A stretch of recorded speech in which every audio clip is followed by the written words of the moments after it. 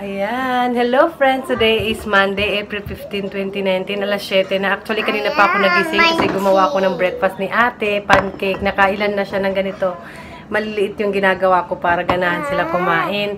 And ngayon, may pasok si ate, first day of school niya. Kaya special din. Inayusan ko na siya ng buhok.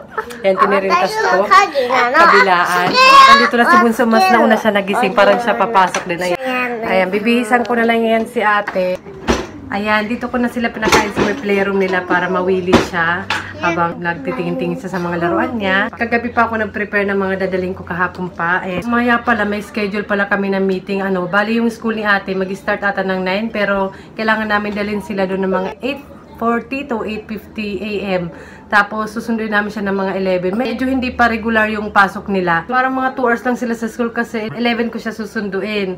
May meeting din kami mamaya, mga 10. Pero saglit lang yun. Siyempre kasama ko si Bunso. And kailangan kong ipasa yung mga papel na nakuha namin to ng entrance ceremony last Friday. Yan, bali sa first day of school niya, may dadalhin ako. Hindi ito kasama. Nilagay ko lang para medyo cute-cute yung folder niya kasi gusto niya ilagay. Pero nandito yung mga papel.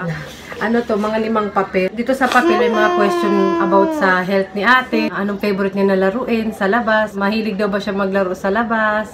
Yung ganun. Tapos anong pinaka-favorite niya laruin pag nasa park kami. Anong gusto niyang kainin. Ano yung ayaw niya na pagkain. Yung asthma niya. Ganun sinulat namin dito. Parang paulit-ulit yung question na yan. Kasi last din na mag-enroll kami. May pinil-upag kami na ganun. Parang paulit-ulit na lang yung mga ganung tanong. And meron dito pinil-upan namin kung pag sakali daw ba na emergency. Kung lindol kasi dito sa Japan madalas daw lumindol. Madalas lumindol din dito sa Japan. Kaya kailangan namin isulat dito kung saan kami pupunta pag lumindol, pag sakali may ganon na mga aksidente. Para alam nila kung saan dadalhin si ate. Para doon kami magkita-kita, diba?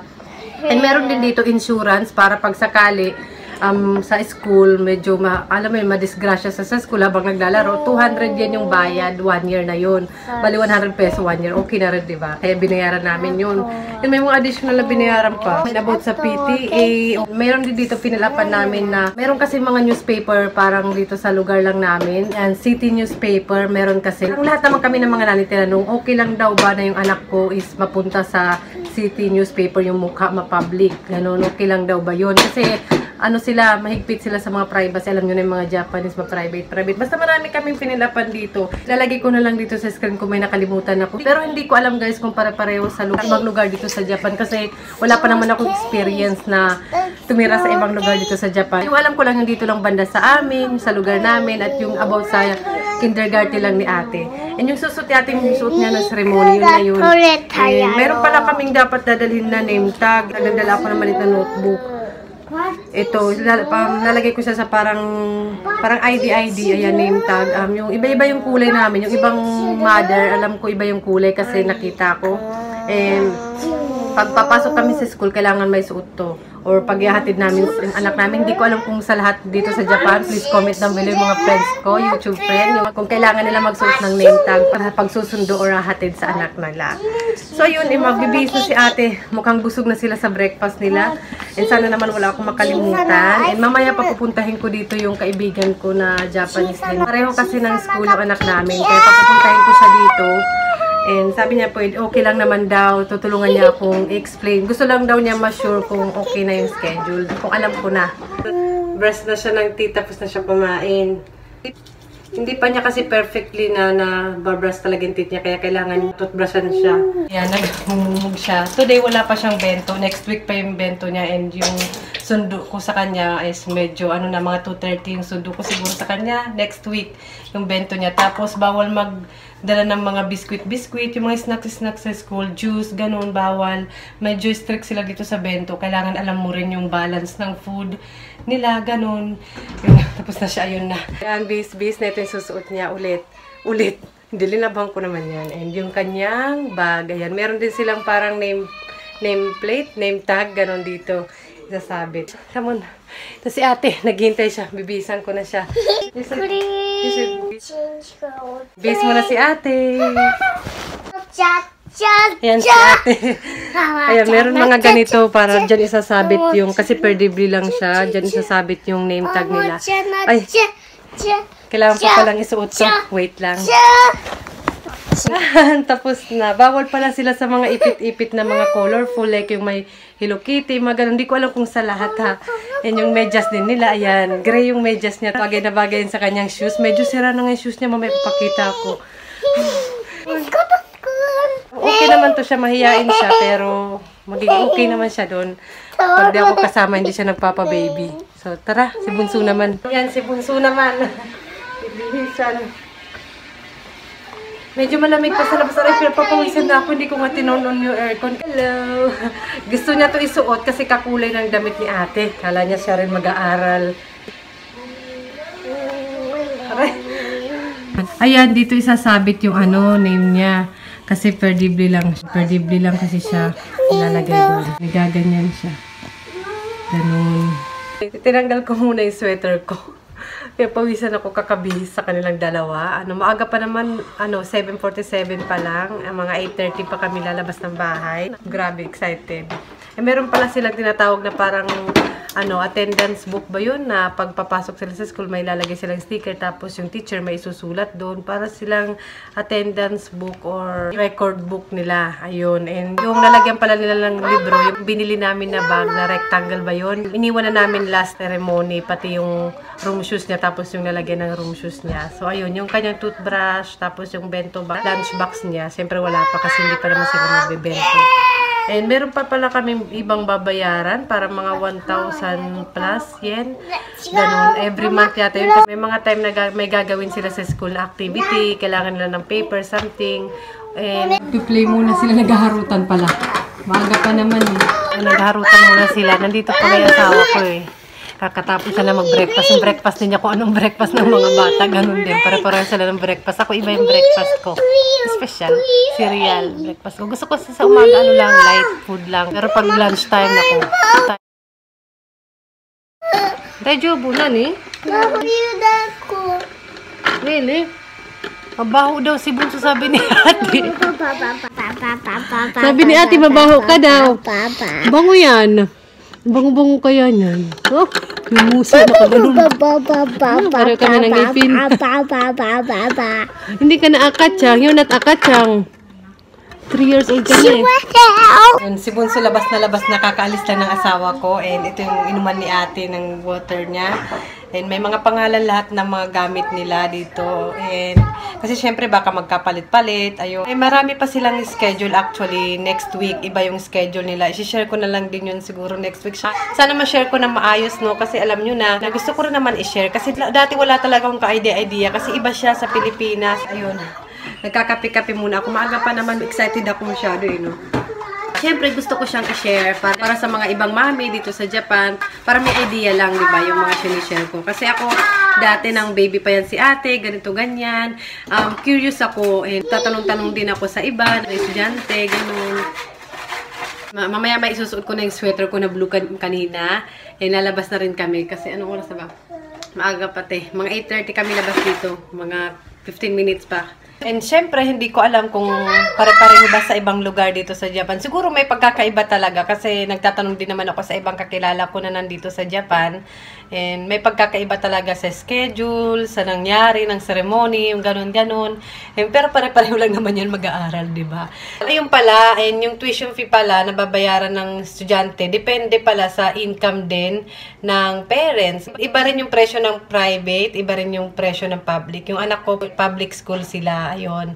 And mas prefer ko yung public school. Masasabi ko yung mga normal yung income, ganun sabihin natin, nasa kalagitnaan yung income nyo, nasa 15,000 yen yung babayaran, ganun. Yung iba 10,000, yung iba nasa mahigit 20,000 yung babayaran, every month yata yun. Kundi ako nagkakamali. Kung wari si Bunso naman, kalahati na yung babayaran pag sa pangalawang anak.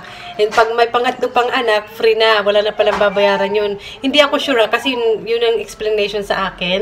And yun yung pagkakaintindi ko. Hindi ko alam kung yung ba yun. Ano rin pala, no? Pag mayaman ka, parang ganun din. Mas malaki yung babayaran mo kaysa sa babayaran ng iba. Pero parang ganun, no? Hindi ko alam kung unfair ba siya or para sa mga mayayaman, syempre malaki yung income nila. Siguro, kung mayaman na, hindi naman ganun gusto gumastos, parang medyo mapapaisip din. Parang siguro yung iba na mayayaman sa private school na lang nila para pantay-pantay yung babayaran. Sa public kasi depende nila sa income din ng magulang, di ba? Kasi may mga magulang na hindi afford, ganun, kailangan ng tulong. Ganun siguro dito sa Japan, hindi ko alam. Sa ibang bansa, pagkakaalam ko lang ng mga bayarin. Dito sa Japan, para sa akin, parang yung public school, parang private na rin. Kasi para sa akin, mahal na yun. Yan na, baliktad pa. Para ako nagbabalik sa pagkabata. Alis na kami. Sorry. Si ate yan, nagsisyos na siya.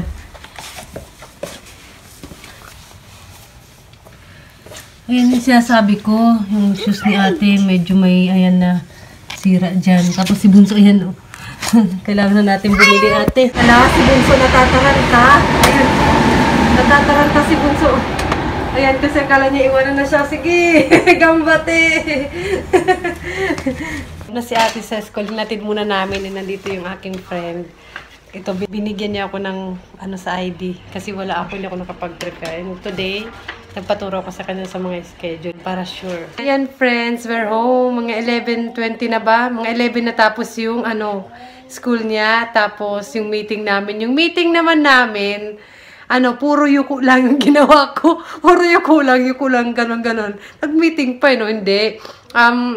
Introduce yourself, tapos in-explain ko kung anong hilig ni ate, anong favorite niya, ganon. Konti lang na introduce yourself. Tapos, parang pumili ng mga, parang leader, ganon. Siyempre, ano mga asahan nila sa akin, alangan naman ako. And parang karamihan naman, ano, pag ganito may dalawang bata, parang hindi maging leader kasi parang medyo busy yun. Iba naman, may work, kaya hindi nila magagampanan yung pagiging leader sa school. Hindi ko alam kung anong tawag doon. May mga meeting pa na marami pang pagdadaanan. Unang klase pa lang to. And si ate ito, mukhang napagod siya. Pero kanina, nang makita ko si ate sa kindergarten, pumunta kami doon. Tapos ang ginagawa nila ate habang nandun kami sa meeting, sa outdoor sila nagpi-play, ganun. Naglalaro siya, yung parang sa atin meron yun yung laruan na gano'n. Nang bata pa ako, naglaro ako noon. Meron din yan dito sa Japan. Papakita ko na yung picture. So, ayun yung nilalaro ni ate kanina. Tapos, nang sinabi ng teacher na maglinis na, yun, naglilinis siya. Mahilig si ate sa gano'n. Sanay naman siya na nakikinig siya. Ewan ko lang kay Bunso. Ate ito, yung say hello, ayan, medyo sad siya kasi umuwi na kami. Gusto pa ata niya magstay doon. Ayan, yung sipo niya. Ito pala yung name tag, ayan. Sinuot ko na. Meron pala silang sombrero ito. Pinauwi ng teacher kasi, ano, papangalanan daw. Lagyan ng name sa likod, ayan. Made in Vietnam siya. Hindi ko alam kung kita. Hindi sila pare-pareho ng kulay doon. Kasi may parang iba't ibang class sila. Parang may section ba ganun. 3 section sila. Mga 20 yung classmate ni ate. Mga 20 ba sila? Ay, 19? Sa bawat classroom, 19 ba? Kung di ako nagkakamali. Tapos, iba-iba yung sombrero nila. Hindi pare-pareho. And nakakuha pala ako ngayon ng season nandito. Dito sa bag ni ate, nandito yung kanyang parang attendance notebook or record notebook. Tapos, may nakuha kaming ganito. Parang paste siya, pandikit. Ayan. Lalagyan niyo ng pangalan dyan. Lalagyan ng name. Yan yung pangkulay niya. Lalagyan ng pangalan every crayon dito banda. Lalagyan daw ng pangalan. Kasi siyempre magkakapalit-palit, di ba? Para walang away, gano'n. Yung gunting din nila lalagyan ng pangalan niya. Yan yung nakuha ko yun. Yan. Dito sa bag naman niya may towel na ganyan. Tapos may pangalan yan dito. May lalagyan ng pangalan. And ito may sabitan siya doon kasi sinasabit nila yan. Ayan. Parang ganyan yung ano doon, tsura. Ganon. Yan. Dalawa lang yung tawon niya na ganito. Siguro kailangan ko pang bumili ng iba. Ayan. Inuwi nila araw-araw kasi papalitan. So, ayan. Wala namang masyadong lamang pa yung bag niya. Tosta? Papa can like name me a Coco in the bag. Yeah, Papa daw mag-write ng mga names. Tanoshi? Tanoshi. Hungry? Una kasi ta? Yeah, hungry na. Kumakain sila ng pancake, yung tira nila kaninang breakfast. Ay, mag-aagaw pa. So, kami sa labas, tapos na kami mag-lunch and mag-grocery. Ay, mag-supermarket ako. Nandito na kami. Tara, mupo lang kami sa gityan kasi kakarte lang namin. Let's go. Kain na sila. Magmimerenda siguro kami dito. And na nagmimerenda sila muna dito bago kami magpunta ng supermarket. Melon pan na green. Ibunso yun na. Dito kami sa Shimamura. Meron ako nakita na ito. Yung ito. Para sa pag-stamp ng mga gamit ng bata. Magkano ba siya? 1, 2. Ito yung gagamitin nila. Pero ganitong kaibigan ko, nire-recommend niya sa akin. Hindi ako bumili. Tapos may ganito pala sila, pang name tag dito. 180 lang, mura na siya. Mura na. Pati ito. Ayan, nandito kami sa toilet kasi si Madam, magto-toilet daw siya. Ayan, meron pala akong nakita kanina na YouTube friend, viewer daw siya. Maraming salamat sa pag-approach. Nakakahiya. Minsan nahiya ako pag may ganun. Pero okay lang. Nahiya lang ako. Eh, namili niya sila ate at bunso, syempre. Feeling ko mahaba na na-vlog ko kanina, kaya baka i-close ko na rin ito kasi pag uwi din namin, papatulugin ko lang yung dalawa kasi magnanap na ba sila. Pagpatulugin, magnanap na silang dalawa and magluluto na ako ng dinner mamaya-maya. Ayun, sa vlog ko, maraming salamat sa panonood. Dito talaga sa toilet Tikilinos. Sorry naman. Ayun, sinusulit ko bang nag-ano si ate. Alam nyo na. Yun yung ganap ng first day of school ni ate. Ayun. Kayo guys, kayo friends, sa mga nandito sa Japan. Please share naman kung naging ganap ng first day of school ng inyong anak. Ayun, maraming salamat. And see you sa susunod na vlog. Bye! Meron si ate, ayan, binigay sa kanya. Totoro. Thank you. You say thank you. Totoro ba? Bumili pala ako ng bag sa Shimamura. Ayan, sale na siya. Dapat mga 700 pesos siya. Pero naging 240 pesos na lang. Ayan. Maganda siya for summer. Para naman may ibang kulay ng bag ko. Lagi na lang black. And medyo malaki siya. Kailangan kasi medyo malaki minsan para pag may mga meeting, may ilagay ko sa loob yung room shoes ni Bunso at room shoes ko. Ayan.